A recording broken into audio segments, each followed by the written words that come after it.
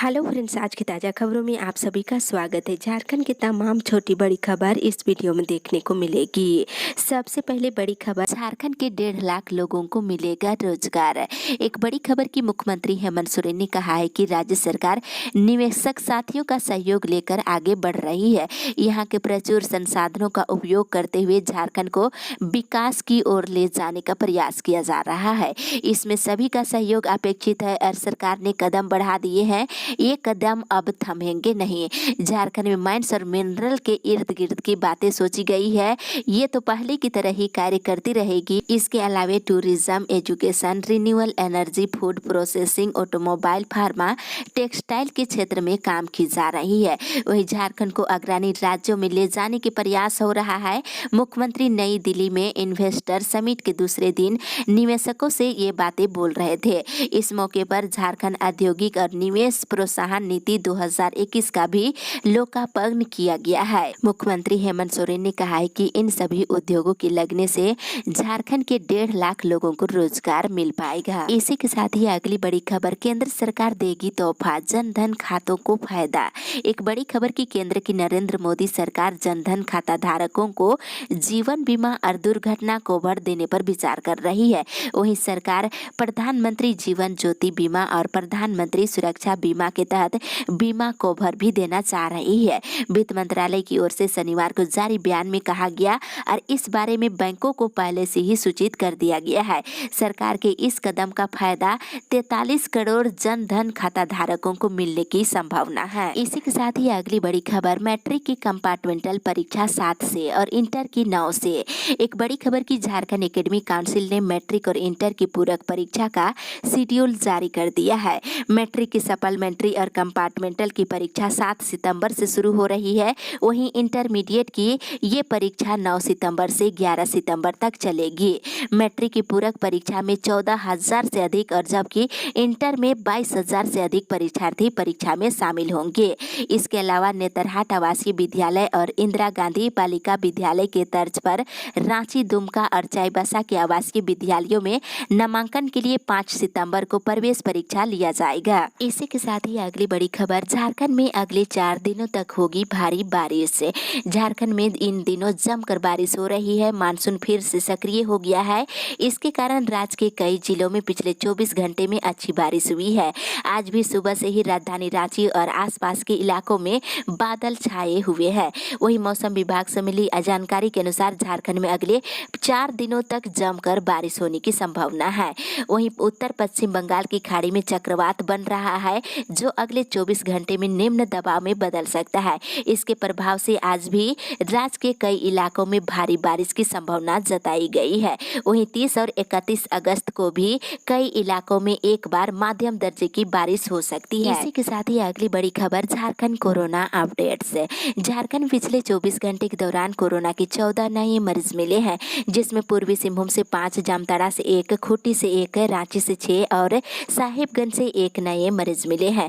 वहीं पिछले 24 घंटे के दौरान 18 मरीज स्वस्थ हुए हैं, जिसमें पूर्वी सिंहभूम से 3, खूंटी से 1, लातेहार से 1, लोहरदगा से 6 और रांची से 7 मरीज स्वस्थ हुए हैं।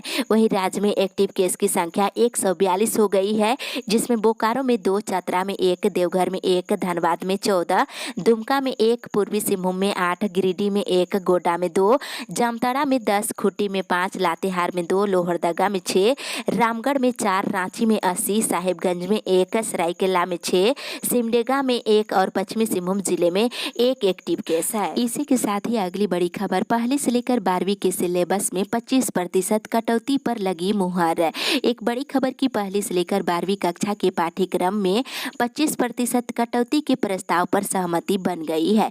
झारखंड शिक्षा परियोजना परिषद की राज्य परियोजना निदेशक की अध्यक्षता में आयोजित बैठक में शनिवार को इस पर मुहर लग गई है। इसमें सभी विषयों से 25% पाठ्यक्रम में कटौती की सहमति दी गई है। साथ ही अंग्रेजी समेत वैसे विषय जिसमें कठिन अध्याय है उन्हें भी सिलेबस से हटाने को कहा गया है। इसी के साथ ही अगली बड़ी खबर, निजी स्कूलों की मनमानी जारी, स्कूल के सामने अभिभावकों का हंगामा।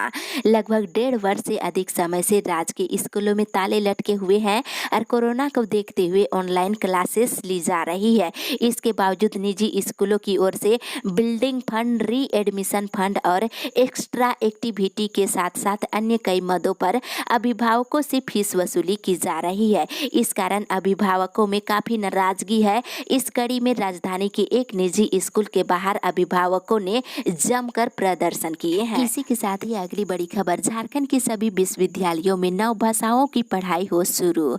नागपुर साहित्य सांस्कृतिक मंच और नागपुरी प्राध्यापक संघ की ओर से आयोजित वर्चुअल मीटिंग में झारखंडी भाषाओं के पठन पाठन और विकास से संबंधित समस्याओं की ओर सरकार का ध्यान आकर्षित कराया गया है। साथ ही मांग की गई है कि कोल्हान विश्वविद्यालय समेत झारखंड के सभी विश्वविद्यालयों में तत्काल नौ भाषाओं नागपुरी, कुरमाली, खोरठा, पंचपरगनिया, कुड़ुक, मुंडारी, हो, संथाली और खड़िया भाषा की पढ़ाई और पद सृजित करने की मांग की गई है। इसी के साथ ही अगली बड़ी खबर, रांची और धालभूमगढ़ एयरपोर्ट का होगा विस्तार।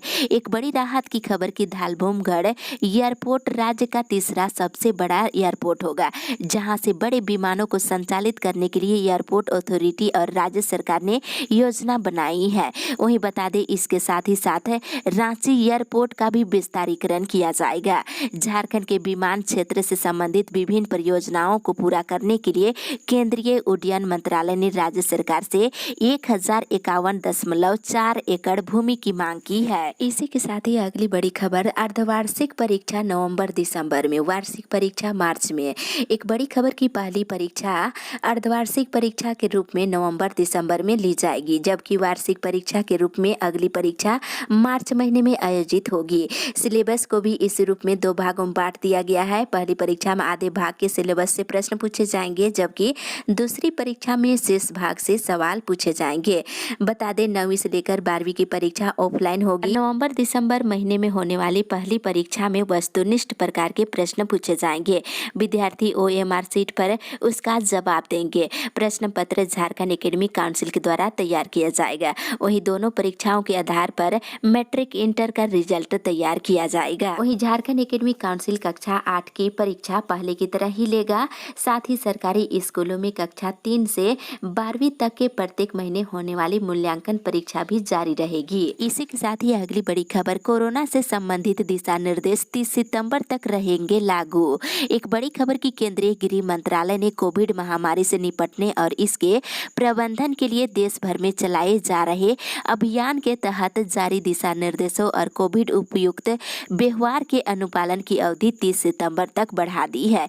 केंद्रीय गृह सचिव अजय भाला ने शनिवार को राज्यों और केंद्र शासित प्रदेशों के मुख्य सचिवों और प्रशासकों को अलग अलग पत्र लिखकर कहा है कि कोविड-19 से बचाव और रोकथाम के लिए देश भर में पहले से ही लागू केंद्रीय स्वास्थ्य एवं परिवार कल्याण मंत्रालय के दिशा निर्देश और एहतियात उपाय अब 30 सितंबर तक लागू रहेंगे। राज्यों और केंद्र शासित प्रदेशों को लिखे पत्र में भी उन्होंने कहा है कि राष्ट्रीय स्तर पर महामारी की स्थिति कुल मिलाकर स्थिर है, लेकिन कुछ राज्यों में संक्रमण अभी भी बढ़ रहा है, जो चिंता का विषय है। उन्होंने राज्यों और केंद्र शासित प्रदेशों से कहा है कि वे त्योहारों को देखते हुए भीड़ भाड़ न होने दे और जरूरत पड़ने पर स्थानीय स्तर पर पाबंदी लगाने का निर्देश दिए हैं। इसी के साथ ही अगली बड़ी खबर, हाईकोर्ट के वकील आंदोलन करने को कर रहे तैयारी।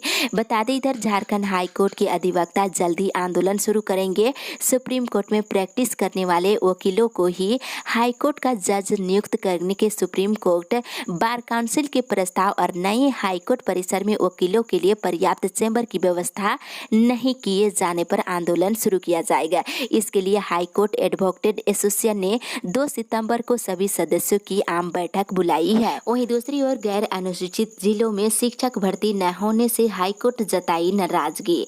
गैर अनुसूचित जिलों में शिक्षकों की नियुक्ति नहीं किए जाने पर झारखंड हाईकोर्ट ने नाराजगी जताई है। अदालत ने कहा है कि सरकार की ओर से इस पर अभी तक निर्णय नहीं लेना दुर्भाग्यपूर्ण है। अदालत ने सरकार को 10 सितंबर को सुप्रीम कोर्ट के आदेश के साथ अदालत में अपना पक्ष रखने का निर्देश दिया है। एक अवमानना याचिका पर सुनवाई करते हुए जस्टिस SK द्विवेदी की अदालत ने ये निर्देश दिए हैं। इसी के साथ ही अगली बड़ी खबर, छात्रों के लिए परेशानी का सबब बना चांसलर पोर्टल, फॉर्म भरने में आ रही दिक्कत।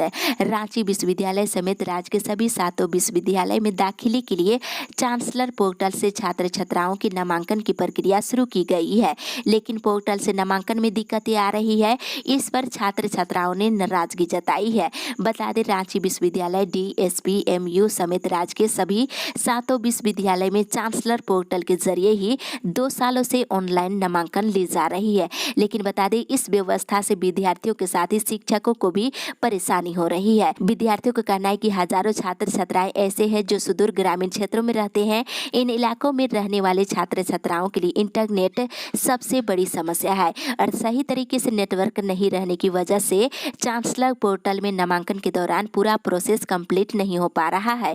विद्यार्थी नामांकन लेने से वंचित हो रहे हैं। वहीं ऑनलाइन पेमेंट भी बार बार फंस जा रहा है। वहीं दूसरी तरफ मरवाड़ी कॉलेज में वोकेशनल का कट ऑफ जारी। बता दें इधर मरवाड़ी कॉलेज के वोकेशनल पाठ्यक्रमों के सत्र 2021-22 में नामांकन के लिए पहला कट ऑफ मार्क्स जारी कर दिया गया है। इधर कोल्हान विश्वविद्यालय में स्नातक प्रथम सेमेस्टर 2020 में रजिस्ट्रेशन के ऑफलाइन आवेदन करने की तिथि 6 सितंबर तक बढ़ा दी गई है। इसी के साथ ही अगली बड़ी खबर, प्राथमिक शिक्षकों को मिलेगी पिछले प्रभाव से प्रोन्नति, भरे जाएंगे प्रधानाध्यापकों के पद।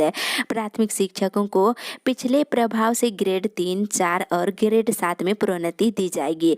इसके तहत शिक्षकों को निर्धारित अवधि तक सेवा पूरी करने पर आरक्षण रोस्टर के अनुसार पद की उपलब्धता की तिथि से प्रोन्नति दी जाएगी। स्कूली शिक्षा और साक्षरता विभाग ने झारखंड उच्च न्यायालय के आदेश और महाधिवक्ता के परामर्श पर इससे संबंधित आदेश जारी कर दिया है। वहीं जानकारी के अनुसार इस निर्णय से शिक्षकों को शीघ्र ही ग्रेडों में प्रोन्नति दी जाएगी, जिससे प्रधानाध्यापकों के रिक्त पद भर पाएंगे और वर्तमान में मिडिल स्कूलों में प्रधानाध्यापकों के लगभग 95% पद रिक्त है। वहीं आदेश के अनुसार वैसे प्राथमिक शिक्षक जिनकी नियुक्ति 1994 से पहले हुई है या फिर जो अनुकंपा पर नियुक्त है उन्हें ग्रेड 1 में प्रोन्नति नियुक्ति तिथि से दी जाएगी। इसी के साथ ही अगली बड़ी खबर, पोषण सखी 1 सितंबर को मनाएगी मांग दिवस। झारखंड राज्य अराजपत्रित कर्मचारी महासंघ के प्रदेश महामंत्री अशोक कुमार सिंह नयन ने कहा है कि पोषण सखी पूरे राज्य में 1 सितंबर को मांग दिवस मनाएंगे। न्यूनतम मजदूरी भुगतान करने और विभागीय नियमावली बनाने और पहले की हड़ताल अवधि का बकाया मानदेय भुगतान करने और बीमा के साथ ही अवकाश की सुविधा देने और योग्यता के आधार पर उच्चतर पदों पर प्रोन्नति देने और ड्रेस कोड लागू कर सरकारी कर्मचारी घोषित करने आदि मांगों को लेकर मांग दिवस मनाया जाएगा। इसी के साथ ही अगली बड़ी खबर, झारखंड में कॉन्टैक्ट ट्रेसिंग पर ठीक तरीके से नहीं हो रहा काम। झारखंड में कोरोना जांच की रफ्तार पिछले 10 दिनों में लगभग 1.5 गुना हो गई है। प्रतिदिन 60 से लेकर 70 हजार सैंपलों की जांच की जा रही है, लेकिन संक्रमण की चेन को तोड़ने के लिए सबसे जरूरी कॉन्टैक्ट ट्रेसिंग की स्थिति सही नहीं है। रांची समेत राज्य के 11 जिलों में कॉन्टैक्ट ट्रेसिंग की स्थिति तो बिल्कुल ही खराब है, जिसमें रांची, खूंटी, रामगढ़, पूर्वी सिंहभूम, देवघर, जामताड़ा, लातेहार, लोहरदगा, पलामू, साहेबगंज, सरायकेला और सिमडेगा शामिल है। बोकारो, धनबाद, दुमका, गढ़वा, गिरिडीह, गुमला, हजारीबाग, कोडरमा और पश्चिमी सिंहभूम के साथ चतरा में जांच की स्थिति सही बताई जा रही है। इसी के साथ ही अगली बड़ी खबर, गांव में स्वास्थ्य स्वयं सेवक नियुक्त करेगी भाजपा। इधर भारतीय जनता पार्टी के पूर्व प्रदेश अध्यक्ष डॉक्टर दिनेश नंद गोस्वामी ने कहा है कि राज्य के सभी 32,000 गाँवों में कोरोना महामारी से बचाव के लिए भाजपा 2-2 स्वास्थ्य स्वयं सेवकों की नियुक्ति करेगी। ये स्वयं सेवक अपने गाँव को कोरोना मुक्त करने में अहम भूमिका निभाएंगे। उन्होंने शनिवार को चाईबासा स्थित जिला भाजपा कार्यालय में पार्टी के द्वारा आयोजित स्वास्थ्य स्वयं सेवकों के प्रशिक्षण शिविर में बतौर मुख्य अतिथि के रूप में बोल रहे थे। वहीं दूसरी ओर प्रज्ञा केंद्रों में भी बनवा सकते हैं वोटर कार्ड। पूर्वी सिंहभूम जिला समेत राज्य के सभी जिलों में अब वोटर लिस्ट में नाम जुड़वाने, कटवाने, सुधारने या फिर पता बदलने का ऑनलाइन फॉर्म CSC सेंटर यानी कि प्रज्ञा केंद्र में भरा जा सकता है। वहां से डुप्लीकेट वोटर कार्ड भी बनवा सकते हैं और सभी CSC सेंटर को निर्वाचन आयोग के लिंक से जोड़ दिया गया है। राज्य के मुख्य निर्वाचन पदाधिकारी के रवि कुमार ने शुक्रवार को ऑनलाइन कार्यक्रम को संबोधित करते हुए ये जानकारी दी है। इसी के साथ ही अगली बड़ी खबर, आज मंदिर खोलने की घोषणा नहीं हुई तो कल देवघर रहेगा बंद। पांडा धर्म रक्षणी सभा के महामंत्री कार्तिक नाथ ठाकुर ने शनिवार को सरकार को चेताते हुए कहा है कि अगर रविवार तक बाबा बैद्यनाथ मंदिर खोलने की घोषणा नहीं करती है तो सोमवार को देवघर बंद कर दिया जाएगा। बंद में सभी संगठन के लोग शामिल होंगे और उन्होंने कहा है कि इसके इसके बाद भी सरकार अगर उनकी बातों की अनसुना करती है तो चरणबद्ध आंदोलन किया जाएगा। इसी के साथ ही अगली बड़ी खबर, दिल्ली विश्वविद्यालय 15 सितंबर से खुलेगा छात्रों के लिए।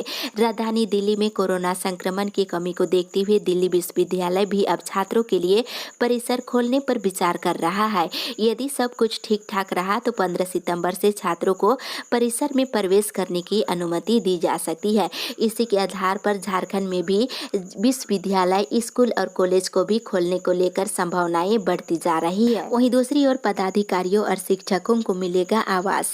बीबीएमकेयू के पदाधिकारियों और शिक्षकों को 7वें पुनरीक्षण वेतनमान के अनुसार आवास और चिकित्सक भत्ता मिलने का रास्ता साफ हो गया है।